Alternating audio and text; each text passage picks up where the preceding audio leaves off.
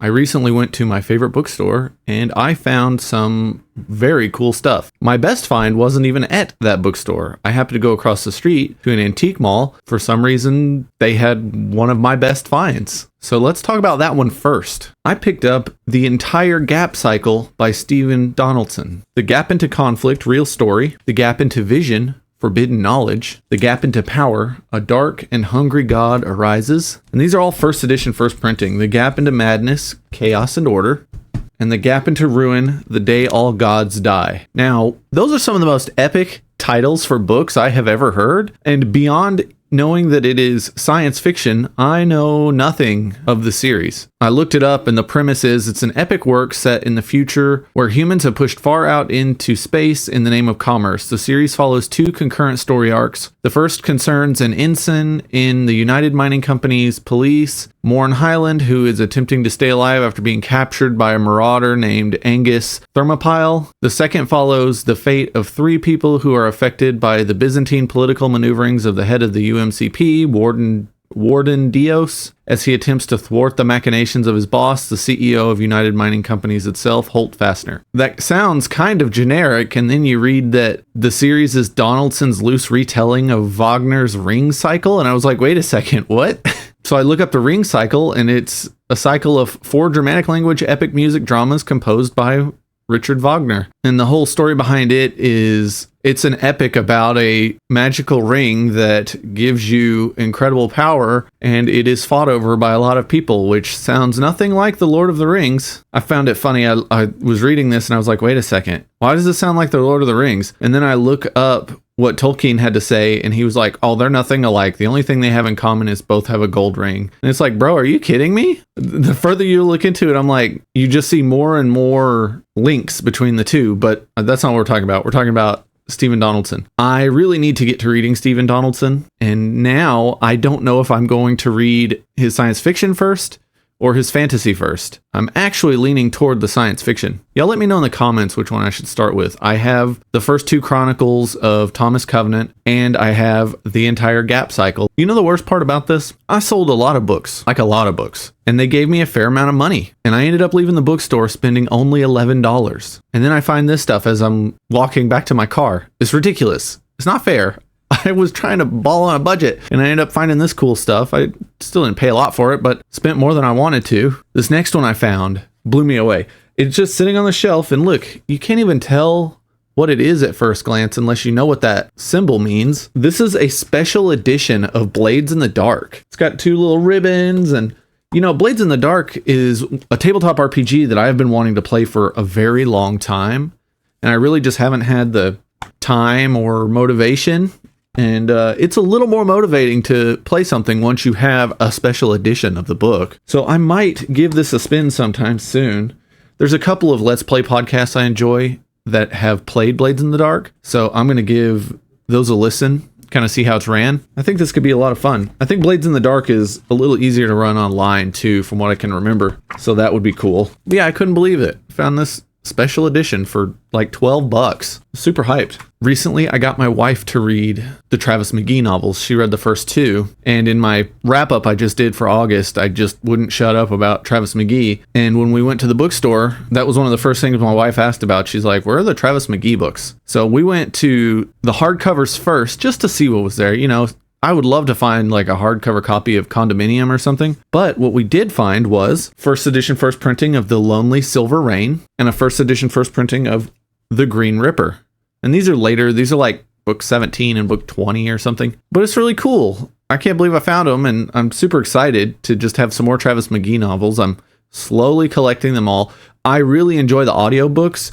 But when you crack one of these open, they just read so smooth. They're so nice to read too. That's kind of my criteria now for collecting is it rare? And is it something that I think I will read in paper again or for a first time if I listen to it the first time? Like I sold all my Dresden Files books. I had quite a few decent hardcovers, but I'm never going to read them. I'm never going to put my eyes on paper when I can listen to one of the best narrators of all time that is Harry Dresden. So what's the point of owning the books? Because chances are if I'm going to read them anyways, it's not going to be the heavy hardcovers. It's going to be an ebook. Yeah, my collecting is taking a weird turn lately because I read ebooks more than I read paper now, and I do 80% of my reading in audio, so it makes collecting a little hard to justify unless it's something rare or very important to me.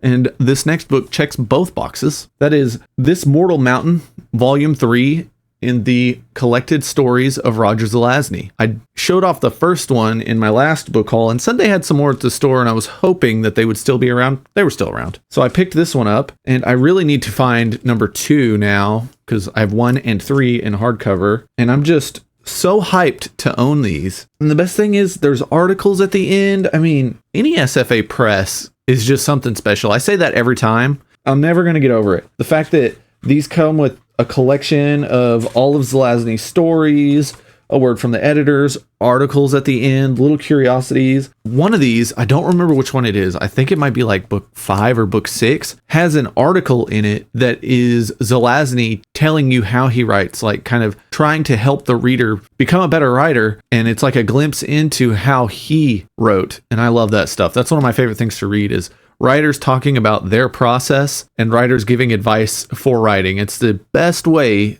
to learn more about the authors you enjoy. Knowing their process and how they structure things and the way their brain works when it comes to putting words on a page helps give you a deeper understanding of their works. So this is just super cool. I need to get the rest of them. I just need to read more Zelazny. I've got way too much on my plate right now, but all I really want to do is just binge the Chronicles of Amber, and I just need to find time. Now, this next book has never been on my radar until Jake mentioned it on his channel, and I will tag him in the description. Go check out his channel. He interviewed Jim Butcher. That's what you need to go watch. But it's Evan Winter, The Rage of Dragons. I know nothing about this except that he constantly ranks it high and is apologetic for it almost. Well, it says it's a stunning and powerful epic fantasy series about a world caught in an eternal war and the young man who will become his people's only hope for survival.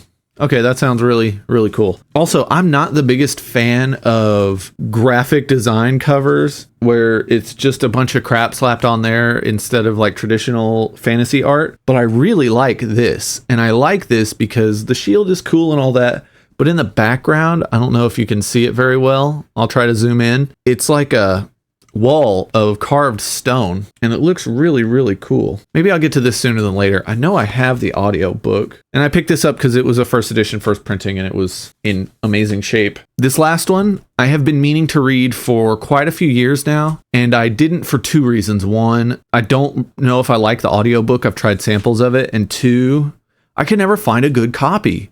Every copy I found was either ratty or had highlights in it, and those were super rare. I just never saw copies of the book. But I picked up The Gilded Age by Mark Twain from a collection I didn't know existed that is now a problem for me because I want all of them because I love Mark Twain. This is the Oxford Mark Twain, and it's like this beautiful hardcover collection.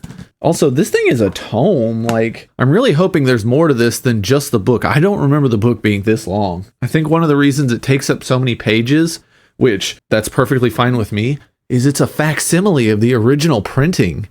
You've got all the illustrations. It's just super cool. I can't believe that they printed them this way. I'm just beyond excited to finally read this. That book is what coined the phrase the Gilded Age for that time in history from about 1877 to like 1909-ish. Usually around then it kind of bleeds into the progressive era, and then we got the whole post-war era and all that. Yeah, I love the Gilded Age. It's my favorite time in history. I got a video about it. I'll put that in the description. And I haven't read the book about it. I think I mentioned it in there, which, you know, I said I was going to get to it. I might finally get to it. I got a really cool copy. So definitely let me know if any of you have read it. I don't know how many people have read The Gilded Age. It's co-written by Charles Dudley Warner, who I know nothing about. I'll probably look him up when I finally read the book. I just find it fascinating that there's such a cool collection out there. Here's a big problem. At Recycled Books, they had probably 10 different books in the collection like this. And I was just like, oh no, they're so beautiful. So maybe I'll pick one up every time I go there. Another thing, I could not find some like very popular classic works, I guess because they're popular and it's in a college town, but there was like no Dostoevsky. There were like a couple of biographies, but nothing in hardcover or like trade paperback. I didn't want a tiny mass market paperback. There was no Milton. I was looking for a copy of Paradise Lost. I'm always looking for a decent copy of Paradise Lost.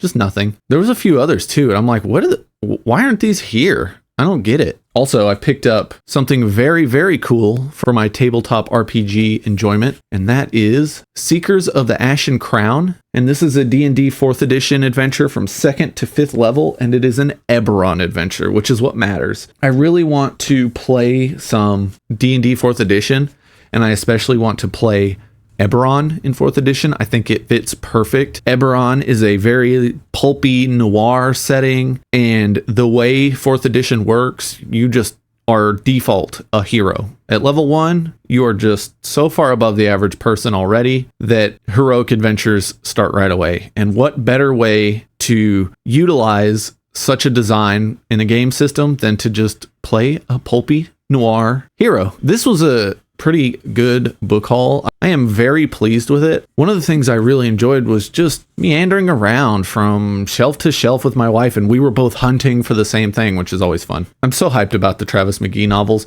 They had a lot of the paperbacks there, like a lot. It's kind of whack because in the pulp paperback section, where they've got all of the books in like their little baggies so they don't disintegrate or whatever those are for, they had a lot of John D. MacDonald, usually stuff that predates the McGee books, and they are not cheap. I mean, the cheapest one over there is like $8. And there were a couple of Travis McGee novels over there, some of the early printings like from 1964, like The Deep Blue Goodbye, and they weren't cheap. And I'm like, man, I'm never going to be able to afford to get any good John D. MacDonald. Then I go over to like the crime fiction section, and there are just stacks of his paperbacks, and they're like $3, $2, whatever. So that made me feel a little better. Honestly, as much as I don't like the new covers, the books are really nice quality that you can pick up on Amazon and other bookstores. So I might end up getting those as time goes on, because the few paperbacks I have, I really like them because they're the original paperbacks, but they're hard to read. The font is tiny, and I'm afraid that I'm going to like rip them in half and stuff. I got a couple of his books I picked up in mass market paperback. They are solid. I don't know what glue they used on those books, but they're sturdier than some of my hardcovers. I'm real happy with this haul. Let me know in the comments what your recent book finds were. I'd like to hear about them. I don't know what it is about shopping for books, man. It's so fun. And the best part was finding the Gap Cycle all in one. I walked into the antique mall and we were wandering around. My wife saw that there was a new booth there, so we went downstairs and we're checking it out. And then we go back upstairs, and I go to look at the one seller I know that always has interesting books. And I get over there and I'm just kind of looking at the shelves, and I'm like, oh, that's cool, that's cool, that's cool. And then I look up above me, and so this is like 7 feet in the air. I look up above me and I'm like, whoa. And it was all 5 books, like shrink wrapped together in like a bundle. And I was like, holy crap. And I brought my wife over and I was like, look at this. This is what I was just talking about. And she's like, well, then buy it. And I was like, what? She's like, just buy it. You only spent $11 at the bookstore. And I'm like, well, I mean, I'm not going to say no. So yeah, that was just super cool. I'm rambling at this point. Thanks for watching. And with that, I'll see you next time.